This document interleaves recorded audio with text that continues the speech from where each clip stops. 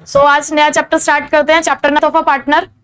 Almost partnership के and पे हमने पार्टनरशिप शुरू करी, हमने रेशो बदली, हमने पार्टनर को एडमिट भी किया, हमने पार्टनर को रिटायर भी किया, और बहुत दुख के साथ मुझे आज कहना पड़ रहा है कि आज पार्टनर की डेथ हो रही है।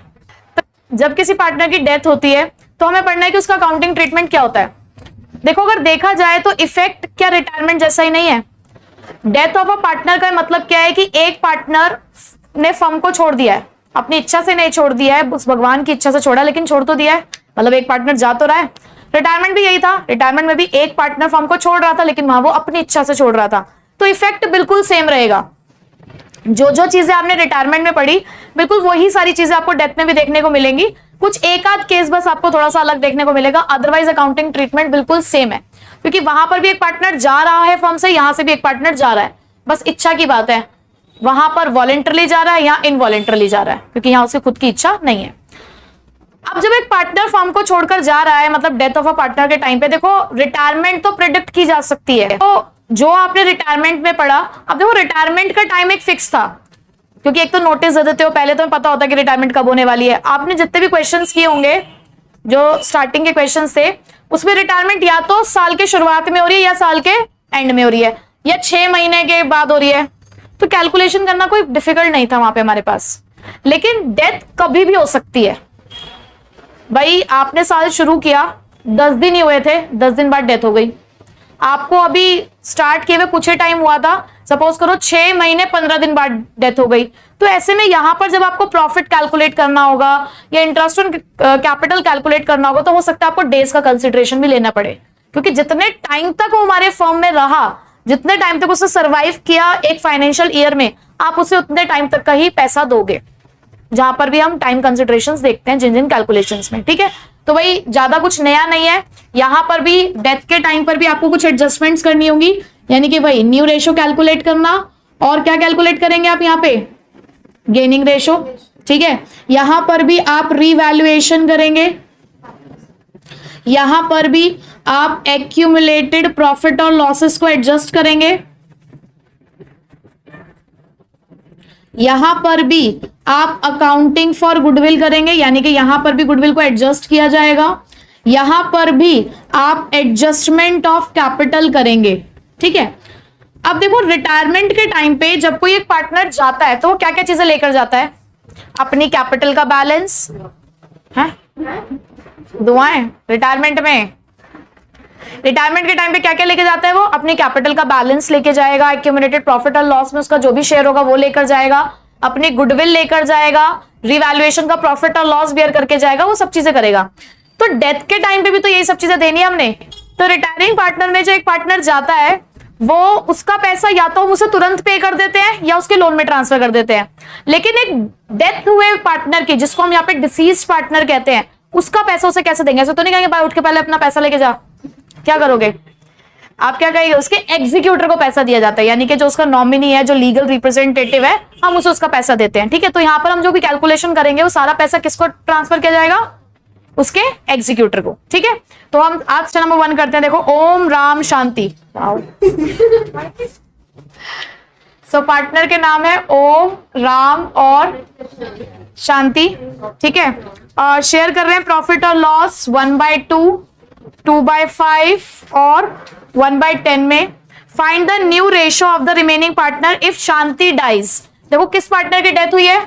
शांति की। शांति को शांति मिल गई है, ठीक है। सेम कर लें, ये रेशो बना लें। यहाँ पे रेशो क्या बनेगी आपकी? 5:4:1, ठीक है। अब शांति की डेथ हुई है, तो शांति की जो शेयर था, शांति की जो रेशो थी वो हटा दो, जो बची हुई रेशो है क्या है आपकी? New ratio. और यही आपकी क्या है? Gaining ratio. यही तो सीखा था हमने रिटायरमेंट में भी, सेम है। आगे चलिए एक और क्वेश्चन करते हैं। क्वेश्चन नंबर 2 का फर्स्ट पार्ट करते हैं। शिव, मोहन और Hari. Shiv, Mohan, Hari were partners in a firm sharing profit and losses in the ratio of 5:5:4. Mohan died. अब यहां पर किस पार्टनर की डेथ हुई है? ये जो मिडिल वाला पार्टनर है हमारा मोहन, उसकी डेथ हुई है। And his share were taken equally by Shiv and Hari. इसका शेयर दोनों पार्टनर्स इक्वली लेंगे। देखो जब किसी पार्टनर की डेथ होगी तो उसका शेयर वो छोड़कर जाएगा, तो किसी ना किसी को फायदा होने वाला है। तो इन्होंने यहाँ पे कहा है कि रिमेनिंग पार्टनर्स दोनों को फायदा होने वाला है इक्वली। तो हम यहाँ पर कहते हैं Mohan share taken by Shiv. अब देखो मोहन का शेयर है कितना, 5/14। अगर आप इसको इक्वली डिवाइड करोगे तो 1/2 से मल्टीप्लाई करोगे, दैट मीन्स कितना है वो पार्ट, 5/28। तो शिव का ऑलरेडी शेयर कितना है, अगर मोहन का शेयर शिव ले रहा है तो क्या करेंगे, मोहन का शेयर ऑलरेडी कितना है हमारे पास, मोहन का शेयर है 5/14 इंटू 1/2 करोगे तो कितना ले रहा है वो, 5/28। Likewise Mohan share taken bye Hari, same यही काम करोगे। तो शिव का न्यू शेयर क्या है, 5/14 प्लस 5/28, एलसीएम आया 28। अब यहां पर आ गया आपका 10 + 5 यानी कि कितना शेयर आ गया, 15/28। इसी तरीके से आप निकालोगे हरीज न्यू शेयर 5, अच्छा हरी का शेयर कितना है हमारे पास, 4/14, कितना ले लिया उसने, 5/28। अगेन एलसीएम आया आपका 28, 8 + 5 ये कितना आ गया, 13/28। तो न्यू रेशो कितनी निकल कर आई आपकी, 15:13। क्लियर। अगर मैं आपसे पूछूं यहाँ पे कि गेनिंग रेशो कितनी है तो कितनी बताएंगे आप, तो 1:1। मोहन का शेयर इक्वली ले रहे थे तो ठीक है, तो गेनिंग रेशो कितनी आ गई हमारी, 1:1। क्लियर। पार्टनर के अंदर हमने लास्ट क्लास में न्यू रेशो गेनिंग रेशो निकालना सीख लिया। आज हम करेंगे कैलकुलेशन ऑफ गुडविल। बिल्कुल रिटायरिंग पार्टनर की गुडविल जैसी ही होती है। वहां आपने क्या एंट्री सीखी है, जब भी कोई पार्टनर रिटायर होता है या जब भी किसी पार्टनर की डेथ होती है तो डिसीज पार्टनर की गुडविल भी आप उसे दोगे, मतलब उसके नॉमिनी हो जाएगी। तो उसकी एंट्री क्या होती है, gaining partners capital account debit to sacrificing partners capital account, या तो मैं ये कहूं या टू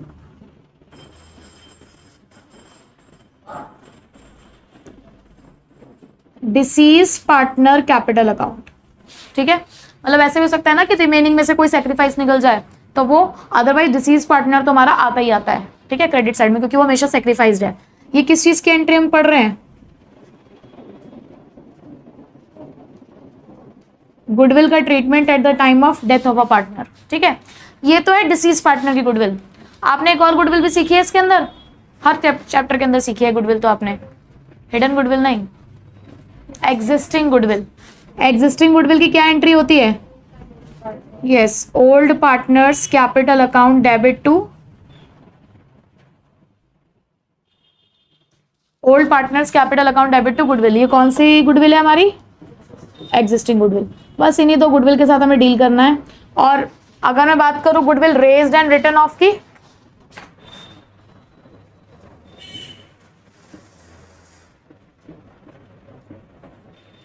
अगर हम बात करें गुडविल रेज्ड और रिटन ऑफ, तो ये भी आप हर चैप्टर में सेम पढ़ते आ रहे हो।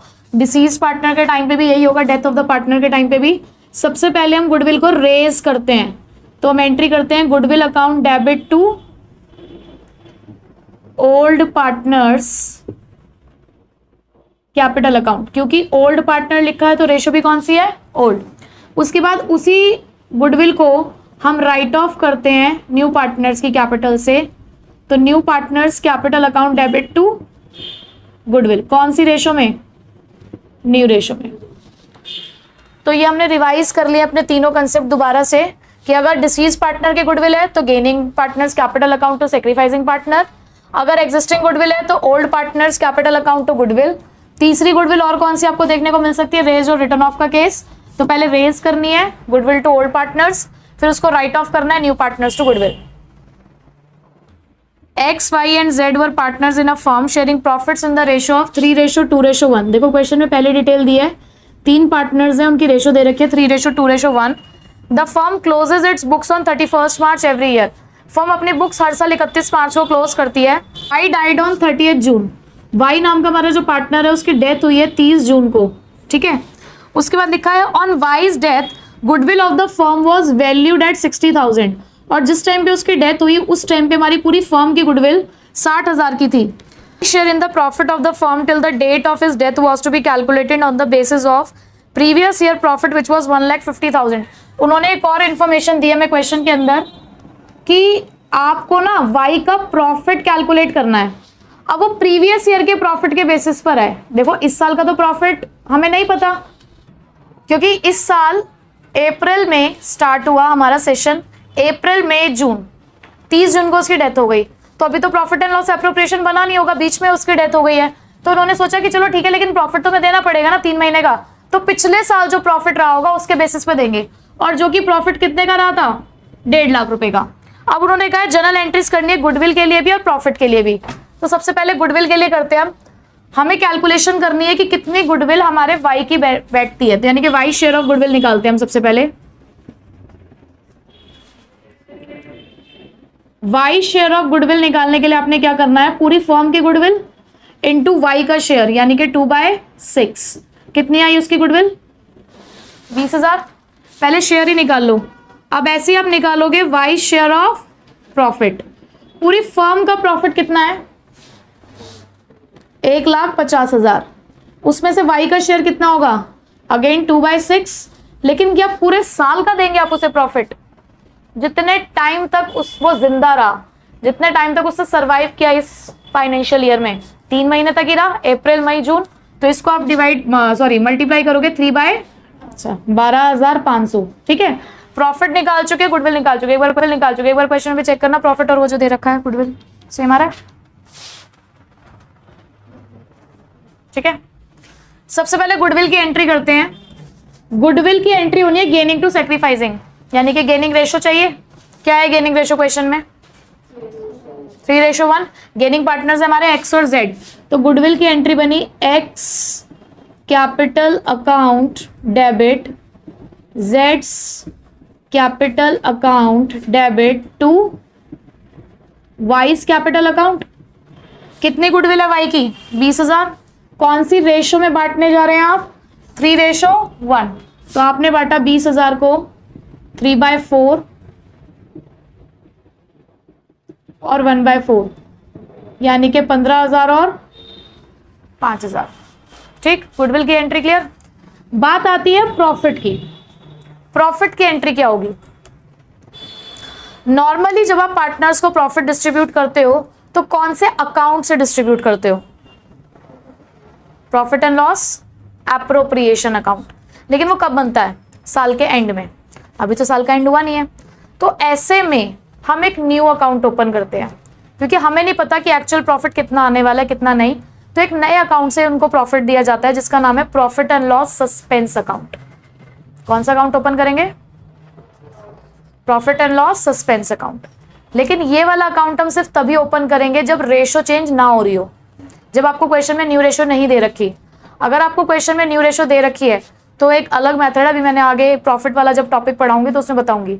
फिलहाल अभी क्योंकि इस क्वेश्चन में प्रॉफिट उन्होंने दे दिया है, गुडविल के क्वेश्चंस थे लेकिन उसमें प्रॉफिट का भी पूछा हमसे एंट्री, इसलिए मैंने आपको बता दिया कि अगर किसी पार्टनर की डेथ हो रही है, या इवन रिटायरमेंट में भी ये सेम कंसेप्ट है कि रिटायरमेंट होती है ड्यूरिंग द ईयर, या किसी पार्टनर की डेथ होती है ड्यूरिंग द ईयर, तो क्योंकि अब तक हमारा एप्रोप्रिएशन अकाउंट नहीं बना है तो हम एक नया अकाउंट ओपन करते हैं जिसको क्या बोलते हैं, profit and loss suspense account. उसी के थ्रू प्रॉफिट या उसी के थ्रू आप लॉस डिस्ट्रीब्यूट करेंगे, किसको, या तो रिटायरिंग पार्टनर को या डिसीज पार्टनर को। और मैं इन दोनों का एक कॉमन नाम बोल दूं, आउट गोइंग पार्टनर। ठीक है, तो यहां पर एंट्री बनेगी हमारी प्रॉफिट की, profit and loss suspense account debit to Y's capital account. कितना कितना प्रॉफिट निकाला था हमने, 12,500, तो ये 12,500 आपने यहां लिख देना है। ठीक है, calculation of profit of disease partner. ठीक है, ये थोड़ा सा नया कंसेप्ट है हमारे लिए इसके अंदर, कि जो डिसीज पार्टनर होता है यानी कि जिसकी डेथ हो जाती है उसके प्रॉफिट को कैसे कैलकुलेट करना है। तो 2 तरीके से कैलकुलेट कर सकते हैं, एक है हमारे पास टाइम बेसिस जो हमने प्रीवियस क्वेश्चन में वैसे कर लिया, और एक है हमारे पास सेल्स या टर्नओवर बेसिस, यानी कि सेल के बेसिस पे भी प्रॉफिट कैलकुलेट किया जा सकता है। तो टाइम बेसिस का मतलब है कि हमें टाइम कंसिडरेशन देखना है। अब तक आप सिर्फ इतना करते आ रहे हो प्रॉफिट की कैलकुलेशन को। अगर मैं ये नहीं बोलूं कि 3 महीने बाद डेथ हो गई है, 6 महीने बाद डेथ हो गई है, तो अब तक आप सिर्फ इतने तरीके से प्रॉफिट निकालते हो। आप क्या करते हो, प्रॉफिट देखते हो इनटू उसका शेयर कर देते हो, ठीक है। लेकिन जब टाइम बेसिस की हम बात करते हैं ना, तो टाइम बेसिस के अंदर इसी के साथ साथ आपको टाइम कंसिडरेशन देखना है, यानी कि number of months till he survives.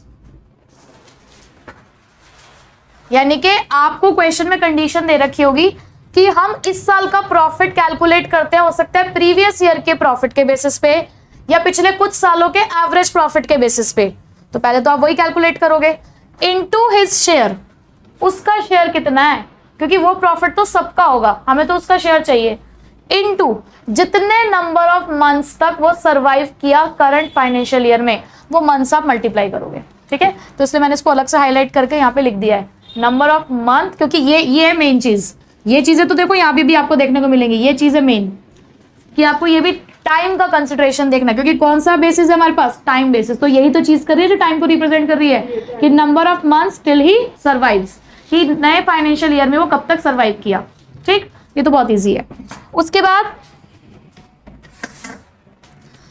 बाद सेल्स या टर्नओवर बेसिस, यानी कि हम कैलकुलेट करते हैं प्रॉफिट सेल के बेसिस पे। जैसे मैंने कहा कि मेरे को ना पिछले साल 10 लाख की सेल हुई थी, और जब मैं 10 लाख की सेल करती हूँ तो मुझे 1 लाख का प्रॉफिट हो जाता है।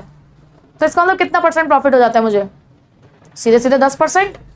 तो इस साल में भी हमने ये कैलकुलेशन करने की कोशिश करी कि जब तक वो रहा फर्म के अंदर, जब तक उसकी डेथ नहीं हुई थी, तब तक की सेल 3 लाख रुपए की है। तो बताओ फिर कितना प्रॉफिट हो गया होगा अब तक।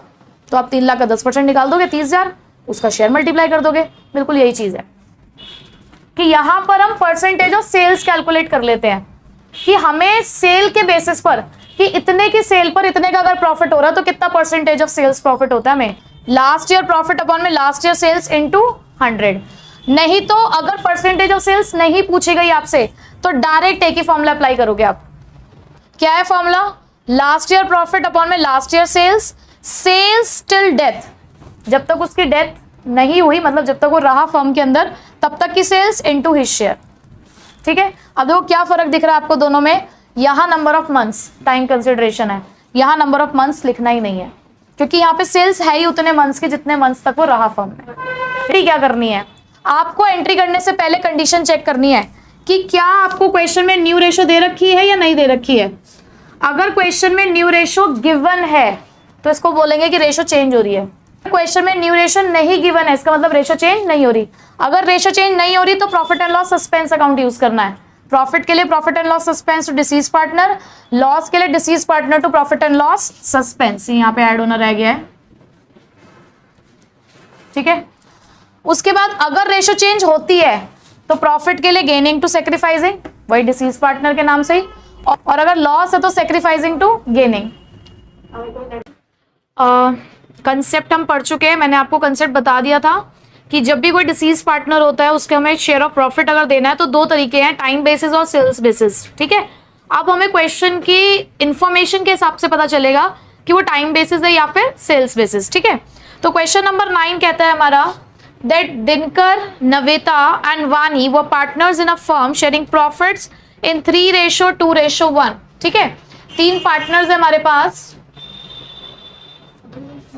उनकी प्रॉफिट शेयरिंग रेशियो है 3:2:1। नविता डाइड ऑन 30th जून, और ये जो हमारी बीच वाली पार्टनर है नविता, इसकी डेथ हुई है 30th जून को। Her share of profit for the intervening period was based on the sales during that period. देखो अपने आप बता दिया उन्होंने कि जो भी हम उसको प्रॉफिट दे रहे हैं उस टाइम पीरियड का, जब तक वो उस फर्म में रही, तो वो हम कैलकुलेट करते हैं सेल्स के बेसिस पर, विच वर 6 लाख। अब ये 6 लाख जो आपको सेल्स दे रखी है ना, ये आपको दे रखी है अप्रैल से लेकर जून तक की, जिस साल में उसकी डेथ हुई है, जो हमारा वही अकाउंटिंग ईयर था, उस अकाउंटिंग ईयर में अप्रैल से जून तक ही सरवाइव किया उसने इस न्यू अकाउंटिंग ईयर में, तो इतने तक की ही सिर्फ उन्होंने सेल्स दे रखी है 6 लाख, ठीक है। आगे देखिए, the rate of profit during the past 4 years had been 10% on sale, और उन्होंने हमें प्रॉफिट बताया कि जो प्रॉफिट होता है ना हमारा, वो जितनी भी हमारी सेल्स होती है उसका 10% प्रॉफिट होता है हमें हमेशा, ठीक है। मतलब पिछले 4 साल से ऐसा ही होता आया है कि जितनी हमारी सेल्स होती है उसका 10% हमें प्रॉफिट होता है। The firm closes its books on 31 March every year. Calculate Navita share of profit. आपको सिर्फ शेयर ऑफ प्रॉफिट कैलकुलेट करना है। कैसे कैलकुलेट करोगे? आप करोगे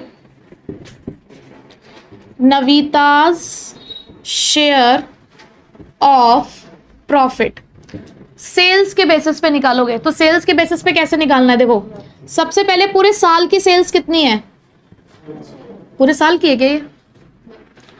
जिस टाइम पीरियड तक उसने फर्म में सरवाइव किया तब तक की सेल्स कितनी है?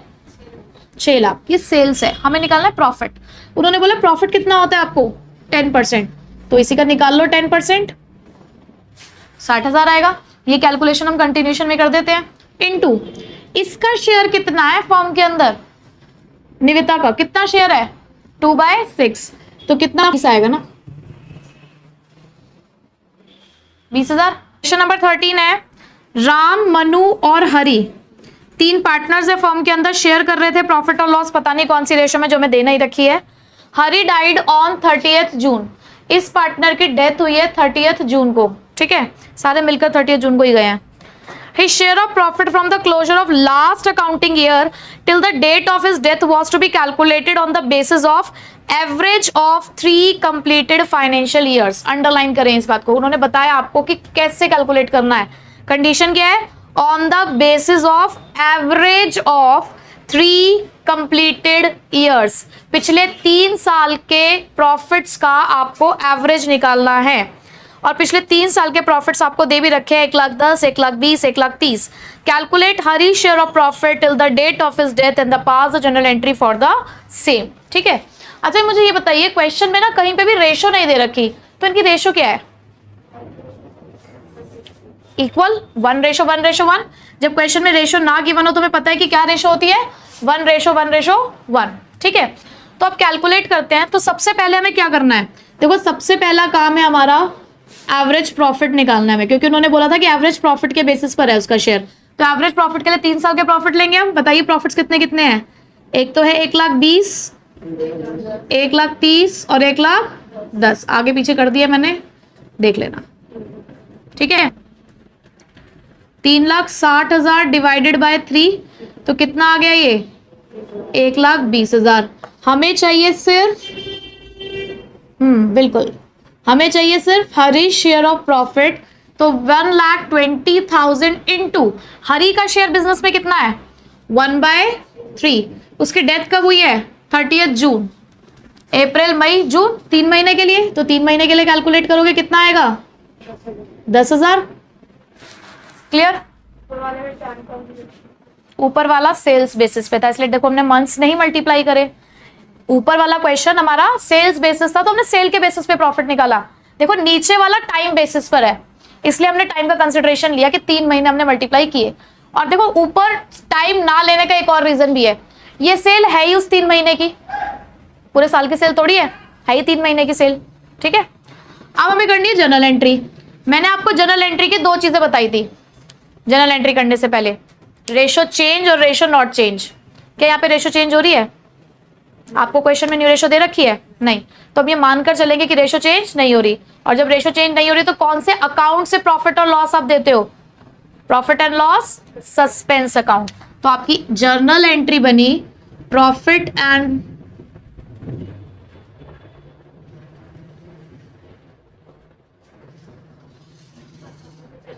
Profit and loss suspense account to Hari's capital. कितना प्रॉफिट देना है आपने उसको?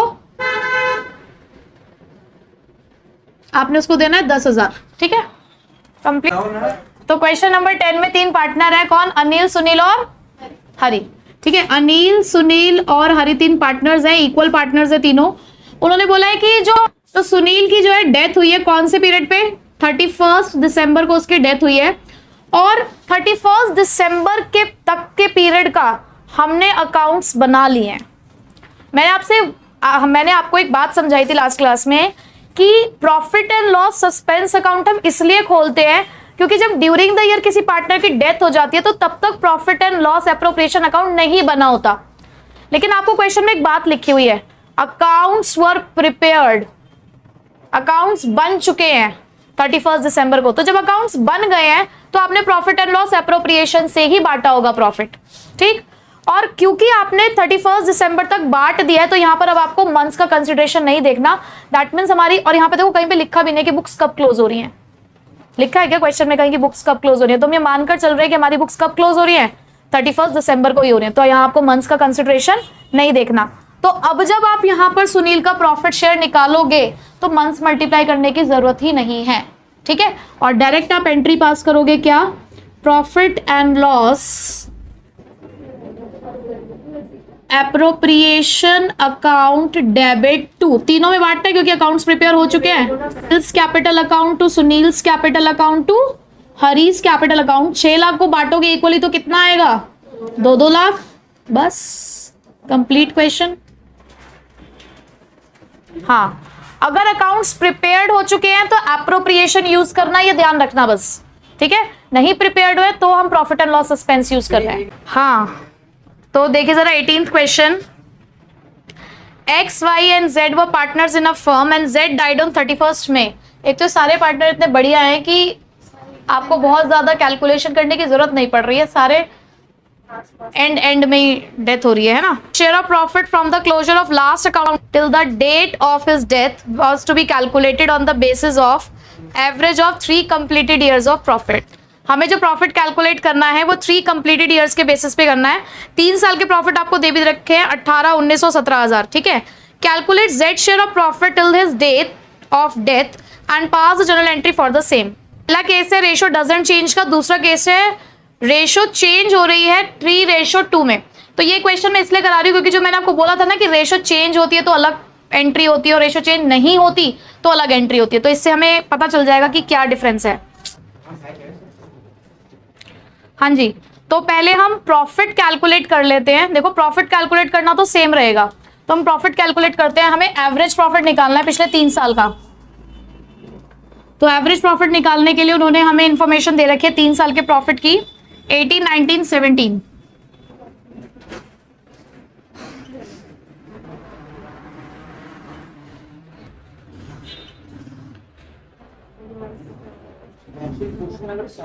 सो एवरेज प्रॉफिट आ रहा है हमारा 18,000, ठीक है। अब एवरेज प्रॉफिट तो 18,000 है, लेकिन हमें क्या चाहिए, Z शेयर ऑफ प्रॉफिट। अब Z शेयर ऑफ प्रॉफिट कैसे निकलेगा, 18,000 इंटू उसका शेयर कितना था फर्म के अंदर Z का। क्या रेशो दे रखी है हमें क्वेश्चन में, ओल्ड रेशो नहीं है तो हम क्या मान के चलेंगे, 1/3 इंटू कब डेथ हुई उसकी, 31st में, अप्रैल में, 2 मंथ्स। तो ये हमारे पास प्रॉफिट निकल कर आया उसका 1,000। अब इसको करने, अब इसे हमें 2 तरीकों से करना है।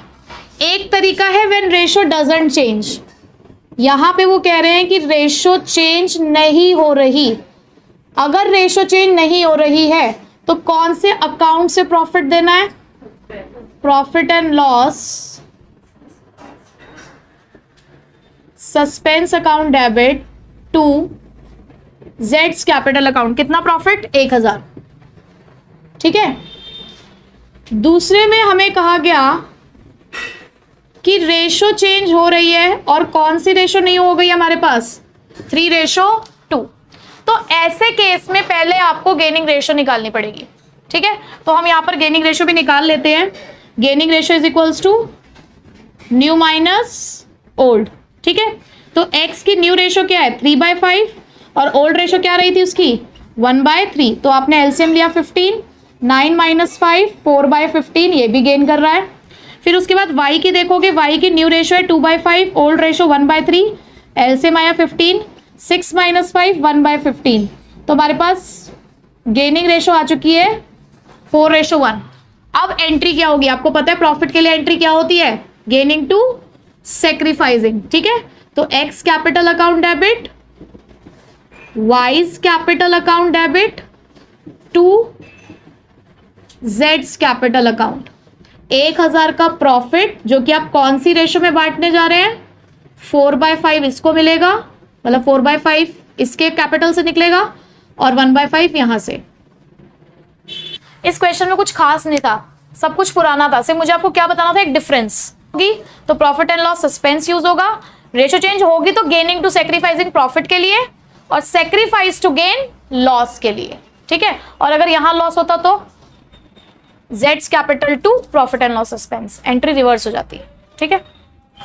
Balance sheet of X, Y and Z as at 31 March 2023 वाज, आपको पूरी बैलेंस शीट दे रखी है, प्रॉफिट शेयरिंग रेशो भी है 3:2:1।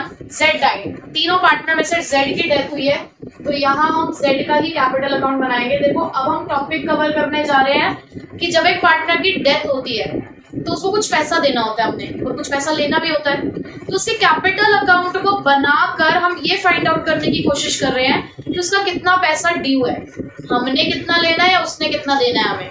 अब ये बताओ, क्या तुम उसी पार्टनर को पैसा दे पाओगे? उसका अकाउंट क्लोज कैसे करोगे? आप वो पैसा दोगे उसके एग्जीक्यूटर को, ठीक है। तो हमने उसके एग्जीक्यूटर को कितना पैसा देना है, बेसिकली उस टॉपिक को हम यहाँ पर आप कवर करेंगे। तो इसलिए इस वाले क्वेश्चन के अंदर ऑलमोस्ट सभी चीजें कवर हो जाएंगी, ठीक।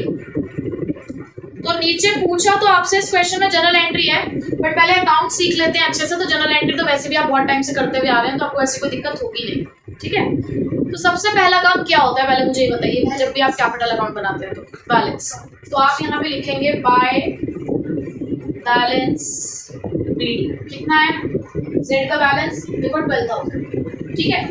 उसके बाद हमेशा से जो आप करते आए हो स्टार्टिंग से कि पहले जब भी हम कैपिटल अकाउंट बनाते हैं तो हम बैलेंस शीट को ही कंसिडर करते हैं, उसकी सारी चीजों को खत्म करना है। तो बताओ कोई बांटने वाली चीज है क्या?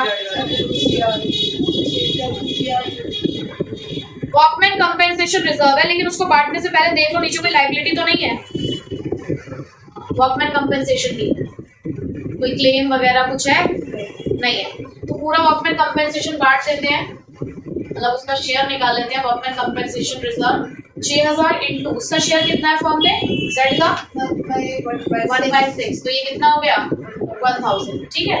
उसके बाद जनरल रिजर्व पार्टनर कितना है इंटू, ये भी हो गया 1000, मेरी 3 0 एक साथ चलती है, पता है ना। उसके बाद एसेट साइड में है क्या कुछ बांटने के लिए, क्या है एडवर्टाइजमेंट सस्पेंस, इधर आ जाएगा क्योंकि लॉस है हमारे लिए,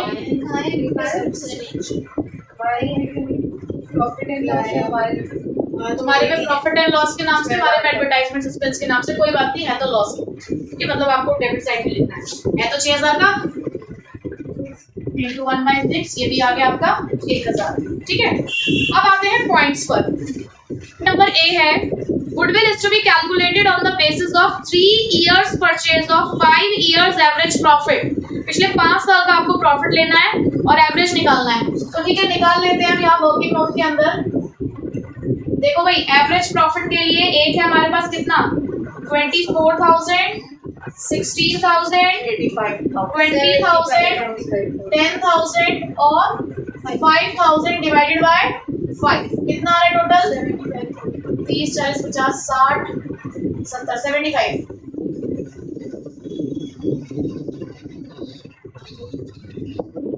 एवरेज आया आपको कितना 15,000, हाँ जी। कितना नंबर ऑफ ईयर परचेज है 3, तो टोटल कितनी गुडविल आ गई 45,000, उसमें से हमें निकालनी है दैट्स गुडविल, तो 45,000 इंटू 1/100, 500 की गुडविल आप किस में बांटेंगे गेनिंग पार्टनर्स में, तो गेनिंग पार्टनर के नाम क्या है एक्स एंड वाई, तो by X capital account and by Y's capital account, ठीक है।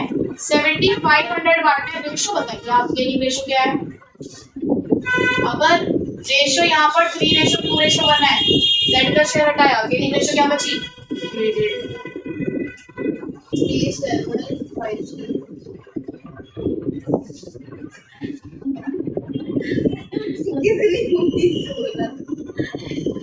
ठीक है, तो 4500 और 3000, चलिए हमने गुडविल दे दी। आगे लिखा है the deceased partner to be given share of profit till the date of death on the basis of profit of the previous year, पिछले साल के प्रॉफिट के बेसिस पे देना। आप देखिए जरा पिछले साल का प्रॉफिट है कितना, पिछला साल अभी बैलेंस शीट है 2023 की, तो 24,000 का प्रॉफिट दे रखा है। देखो क्या बाय को profit and loss suspense account, demerit of not doing homework, 24,000 into 1/6 उसका शेयर है। कितने मंथ्स तक रहा वो बिजनेस में? 4 मंथ्स, अप्रैल मई जून जुलाई, 31 जुलाई को डेथ हुई है, ठीक है। सो इंटू 4/12 तो 1333, ठीक है। चलो जी, प्रॉफिट भी हो गया। उसके बाद उन्होंने दे रखा है कि एसेट्स और लाइबिलिटीज कुछ रीवैल्यू है, तो कुछ रिवैल्यूएशन का काम करना है हमें। वर्किंग नोट में करेंगे हम सारे काम, स्टेटमेंट बना लेते हैं। देखो उन्होंने बोला है कि स्टॉक आपका 10,000 का हो गया है। बताइए जरा, स्टॉक पहले था कितने का? तो इंक्रीज हो गया कितने से? 1,000 से। फिर उसके बाद डेटर्स 15,000 के हो गए, पहले कितने के थे? तो डिक्रीज इन डेटर्स कितने से? 1,000 से। तो ये नेगेटिव अमाउंट है हमारे लिए, क्योंकि एसेट की वैल्यू कम हो रही है। फर्नीचर 1500, पहले कितने का था? 2,000, तो डिक्रीज इन फर्नीचर 500 से। फिर उसके बाद दे रखा है आपको प्लांट एंड मशीनरी 5,000, पहले कितने के थे? 6,500, तो decrease in plant and machinery कितने से? 1,500 से। उसके बाद बिल्डिंग 35,000 की हो गई है, पहले कितने की थी? देखो 30,000 की, तो बढ़ गई 5,000 से।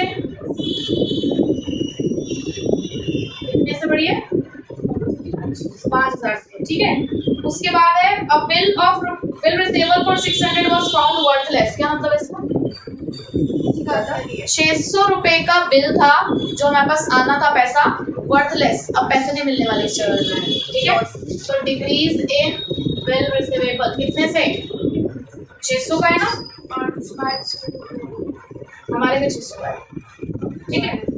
तो चलिए देखते हैं जरा, ऊपर का टोटल है 6,000 और नीचे का टोटल है आपका 1 2 3 3,600।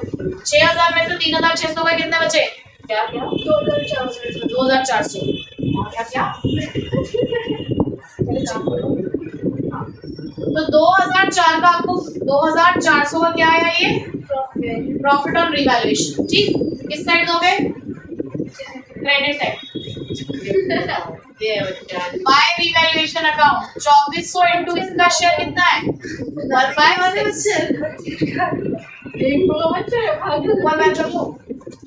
400 रुपए का रिवैल्यूएशन का प्रॉफिट इसका बना, ठीक है। वो दे दिया हमने। चलो जी, रिवैल्यूएशन का काम भी हो गया। अब उन्होंने बोला है a sum of ₹12,233 was paid immediately to the executor. किसको पैसा देना है? जेड के एग्जीक्यूटर को। अकाउंट कौन सा बन रहा है? मतलब है क्या?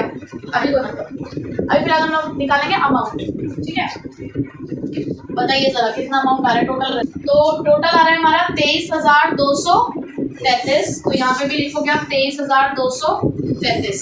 तो 23,233 में से 1,000 माइनस करोगे तो कितना बचा? 22,233। कहाँ जाएगा ये पैसा? जेड के एग्जीक्यूटर के अकाउंट में। अब इसके बाद ना क्वेश्चन में हमें जेड का एग्जीक्यूटर अकाउंट भी पूछा है, ठीक है। तो वो बात की बात है, फिलहाल हमने कैपिटल अकाउंट से ये निकाल लिया कि हमें उसके एग्जीक्यूटर को कितना पैसा देना है, बाकी का काम लेकिन उसके एग्जीक्यूटर के अकाउंट। तो डेथ ऑफ अ पार्टनर का last topic, section 37 of Indian partnership act 1932। पहले थोड़ी सी इसके बारे में थ्योरी पढ़ लेते हैं कि सेक्शन क्या कहता है। कुछ तो कहता है, देखो जब कोई पार्टनर रिटायर होता है या जब किसी पार्टनर की डेथ होती है तो हमें उसको उसका पैसा देना होता है। रिटायरमेंट में तो वैसे करते हैं कि या तो उसको इमीडिएटली पे कर देते हैं या उसके लोन अकाउंट में ट्रांसफर हो जाता है और इंटरेस्ट देते रहते हैं उसके ऊपर जब तक पेमेंट नहीं होती। डेथ के केस में भी पैसे तो देना होता है, हाँ, बस हम उस पार्टनर को पैसा नहीं दे पाते, उसके एग्जीक्यूटर को पैसा देते हैं। पर कई बार क्या होता है कि अकाउंट सेटल नहीं होता। अब जब अकाउंट सेटल नहीं हुआ, आपने ना तो उसके लोन में ट्रांसफर किया ना कुछ किया, आपने कोई सेटलमेंट नहीं किया उसके साथ, एग्जीक्यूटर के साथ, तो ऐसे में एग्जीक्यूटर कहता है यार मुझे पैसा तो चाहिए, पैसा तो लगा हुआ है ना आपके बिजनेस में, आपने सेटलमेंट नहीं किया अब तक, तो पैसा तो लगा हुआ है। तो ऐसे में फिर क्या रिजल्ट निकलेगा, मतलब किस तरीके से आप सेटलमेंट करोगे, क्या वो डिमांड करेगा? ऐसे तो वो कुछ भी डिमांड कर सकता है। कंपनी फर्म ये भी कह सकती है कि हम कुछ नहीं देंगे और एग्जीक्यूटर कह सकता है कि नहीं जी मुझे तो इतने हिसाब से इंटरेस्ट वगैरह चाहिए, तो आपस में डिस्प्यूट्स हो सकते थे। तो कई बार क्या होता है कि किसी आउटगोइंग पार्टनर का जो अमाउंट हमने पे करना है वो अनसेटल्ड रह जाता है। तो अगर वो अनसेटल्ड रह गया तो उसकी रेमेडी है सेक्शन 37 कि आपको क्या करना है, एक सॉल्यूशन प्रोवाइड किया गया है। तो section 37 of Indian partnership act 1932 कहता है that if the full or the part amount of outgoing partner, यानी कि या तो पूरा पैसा ही नहीं दिया आपने अब तक, या फिर उसकी कोई पार्ट पेमेंट अभी भी देनी रहती है, still remains to be paid, यानी कि अभी भी आपने वो पैसा उसको पे करना है, तो आप उसको क्या करेंगे, he will be entitled to interest और share in profit if there is an agreement. यानी कि आपने कोई एक एग्रीमेंट बनाया था, म्यूचुअली पार्टनर्स के बीच में ये डिसाइड हुआ, पार्टनर्स के बीच में पहले ही एग्रीमेंट में डिसाइड हो चुका था कि अगर कभी भी आउटगोइंग पार्टनर का पैसा अनपेड रह जाएगा, कभी भी किसी आउटगोइंग पार्टनर का पैसा अनपेड रह जाता है, तो उसे ही क्या मिलेगा, शेयर इन प्रॉफिट मिलेगा, या तो क्या मिलेगा, शेयर इन प्रॉफिट, या he will be entitled to the interest. मतलब उस अनपेड अमाउंट पे या तो उसको इंटरेस्ट मिलेगा या फिर शेयर इन प्रॉफिट। लेकिन ऐसा कब होगा, जब कोई एग्रीमेंट होगा तब। But if there is no agreement, अगर कोई एग्रीमेंट नहीं है तो क्या करेंगे, तो एग्जीक्यूटर के पास दो चॉइसेस हैं। अगर एग्रीमेंट बना हुआ है तो इंटरेस्ट मिलेगा या प्रॉफिट में शेयर मिलेगा, लेकिन अगर एग्रीमेंट नहीं है तो एग्जीक्यूटर के पास दो चॉइस है। पहली चॉइस क्या है, interest at the rate 6% per annum on the balance amount. Suppose करो उसको 50,000 रुपए बैलेंस अमाउंट निकला, तो 6% पर एनम के हिसाब से आप उसे इंटरेस्ट दोगे, जितने महीने तक के लिए भी इस्तेमाल कर रहे हो आप पैसा, ठीक है। या फिर share in profit earned proportionate to his amount outstanding to the total capital, या उसे प्रोपोर्शनेट प्रॉफिट मिलेगा। उसकी इच्छा है कि दोनों में से वो क्या लेना चाहता है, ऑब्वियसली बात है ज्यादा अमाउंट ही लेगा, तो दोनों को हम कैलकुलेट करके देखेंगे, जो भी ज्यादा वाला अमाउंट होगा वो ऑप्शन वो एक्सरसाइज कर लेगा। वैसे तो क्वेश्चन में लिखा ही होता है, नहीं भी लिखा होता तो हमें पता है कि एक बंदा ज्यादा पैसा ही लेना पसंद करेगा। तो फॉर्मूला क्या है प्रॉफिट निकालने का, outstanding amount of outgoing partner, जो पार्टनर जा रहा है उसका जो पैसा बकाया है हमारी तरफ, मतलब जो पैसा हमने उसको देना है, outstanding amount, divided by capital of all the partners, सभी पार्टनर्स की कैपिटल का total, plus balance of the outgoing partner, जो पैसा हमने आउटगोइंग पार्टनर को देना है वो भी, into profit from the death to the next balance sheet. उसकी डेथ से लेकर नेक्स्ट बैलेंस शीट का जो भी प्रॉफिट रहा होगा वो आपने इसको मल्टीप्लाई करना है, ठीक है। तो हम एक क्वेश्चन दे रखा है हमारे पास, एक ही क्वेश्चन है इसका, उसे सॉल्व कर लेते हैं तो थोड़ा सा ज्यादा आपको ये कॉन्सेप्ट क्लियर हो जाएगा। तो हाँ, बट इन शॉर्ट एक बार और सुन लो क्या था। सेक्शन 37 क्या कहता है कि जब भी किसी आउटगोइंग पार्टनर का पैसा अनपेड रह जाता है तो हमारे पास दो चीजें हैं, एग्रीमेंट है या एग्रीमेंट नहीं है। अगर एग्रीमेंट है तो उसे या तो इंटरेस्ट मिलेगा या प्रॉफिट में शेयर मिलेगा, जैसे भी एग्रीमेंट में लिखा होगा। एग्रीमेंट नहीं है तो एग्जीक्यूटर के पास दो ऑप्शन है, या तो वो बैलेंस अमाउंट पे 6% पर एनम के हिसाब से इंटरेस्ट ले ले, या प्रोपोर्शनेट प्रॉफिट ले ले। दोनों में से जो लेना चाहता है, जो उसकी इच्छा है वो ले सकता है, दोनों में से कोई भी एक, ठीक है। तो 37 के ऊपर बेस्ड एक क्वेश्चन है हमारे पास, क्वेश्चन भी 37 ही है। Ramesh, Suresh, Dinesh were partner sharing profits in the ratio of 3:2:1। तीन पार्टनर से रमेश, सुरेश और दिनेश शेयर कर रहे थे प्रॉफिट और लॉस 3:2:1 में। दिनेश डाइड ऑन 1 मई, हमारे इस वाले पार्टनर की डेथ हो गई है 1 मई को, ठीक है। On which date the capitals of Ramesh, Suresh and Dinesh after all necessary adjustments stood at, और तीनों की कैपिटल्स भी दे रखी है, एक की कैपिटल 1,20,000, दूसरे की है 80,000 और तीसरे की है 50,000। Ramesh and Suresh decided to carry on the business for 8 months। उसकी डेथ के बाद बचे हुए पार्टनर ने डिसाइड किया कि अगले आने वाले 8 महीने तक हम इस बिजनेस को स्टार्ट करेंगे, मतलब अगले आने वाले 8 महीने तक इस बिजनेस को हम चलाए रखेंगे, ठीक। Without settling the account of Dinesh, Dinesh को पैसा नहीं देंगे, लेकिन मतलब दिनेश के एग्जीक्यूटर को जो हमने पैसा देना है उस पैसे का इस्तेमाल करते हुए इस बिजनेस को चलाएंगे। During the period of 8 months ended 31 दिसंबर, तो 8 महीने के इस पीरियड में जो कि 31 दिसंबर को कंप्लीट हुआ, 40,000 का प्रॉफिट अर्न किया गया। तो state which of the two options available with the Dinesh executor under the section 37। State पूछा, इसका मतलब आपको पहले पूरी थ्योरी लिखनी है, क्वेश्चन में पूरा ये बताना है आपको कि सेक्शन 37 क्या कहता है, ठीक है। फिर उसके बाद उन्होंने बोला also calculate the total amount payable to the Dinesh executor if Ramesh and Suresh clears the dues of Dinesh on 31 December. उसके बाद आपको ये बताना है कि टोटल हमने उसको कितना पैसा देना है, ठीक है। तो निकालते हैं। सबसे पहले ये लिखना होता है, अगर उन्होंने क्योंकि बोल दिया कि स्टेट करो सेक्शन 37, तो फिर तो लिखना पड़ेगा, और अगर नहीं बोलते तो सीधे कैलकुलेट करेंगे, ठीक है। तो अब कैलकुलेशन के अंदर आप सबसे पहले अब उन्होंने ना ये नहीं बोला कि एग्रीमेंट है या नहीं है, मतलब एग्रीमेंट नहीं है इसका मतलब, जब एग्रीमेंट नहीं है तो हम ये वाले दो ऑप्शन एक्सरसाइज करेंगे, इसमें से देखते हैं कि किसका अमाउंट कितना निकल कर आता है। तो पहला तो हमें कैलकुलेट करके देखना है बैलेंस अमाउंट पे इंटरेस्ट। दिनेश को कितना पैसा देना हमने, 50,000, कितना परसेंट के हिसाब से, 6% के हिसाब से। कब तक हमने उसका पैसा इस्तेमाल किया, 8 महीने तक, तो इंटू 8/2 है, तो ये अमाउंट आ रहा है आपका 2,000। सेकंड ऑप्शन देखते हैं। सेकंड ऑप्शन का हमारे पास एक पूरा फॉर्मूला है शेयर इन प्रॉफिट का, तो शेयर इन प्रॉफिट देखते हैं कितना आएगा। शेयर इन प्रॉफिट के लिए लिखा है देखो, outstanding amount of outgoing partner, तो आउटस्टैंडिंग अमाउंट कितना है, 50,000 divided by capital of all partners, देखो including the balance of outgoing partner. Basically क्या, तीनों का टोटल करना है आपने, ठीक है। तो तीनों का टोटल अगर आप करेंगे तो 1,20,000 plus 80,000 plus 50,000 into profit from the death to the next balance sheet. वो आपको 40,000 क्वेश्चन में गिवन है कि जब हमने आगे 8 महीने तक बिजनेस चलाया तो 40,000 का प्रॉफिट हमें हुआ, तो यहां आप लिख दोगे 40,000, तो ये हो गया आपका 50,000 और नीचे का टोटल आ रहा है आपका 2.5 लाख। हाँ जी, तो ये कितना आ रहा है आपका, 8,000। ठीक है, बताइए कौन सा ऑप्शन एक्सरसाइज करेगा, वो 2,000 या 8,000? ऑब्वियस सी बात है 8,000। आपसे ये नहीं पूछा सिर्फ उन्होंने कि कितना उसको अमाउंट हमने पे करना, उन्होंने बोला टोटल अमाउंट पेबल। तो जब आप टोटल अमाउंट पेबल निकालेंगे, total amount payable to Dinesh, तो देखो एक तो आपने उसको उसकी कैपिटल का पैसा देना 50,000 जो कि पहले से उसका चलता आ रहा है, प्लस ये 8,000 क्योंकि आपने उसका पैसा 8 महीने तक इस्तेमाल किया है, तो ये 8,000 और मिलेंगे, तो उसके एग्जीक्यूटर को आपने पे करना है 58,000 rupees. Total amount payable to Dinesh executor. ठीक है, क्लियर? इसी के साथ डेथ खत्म हुई, डेथ ऑफ अ पार्टनर खत्म।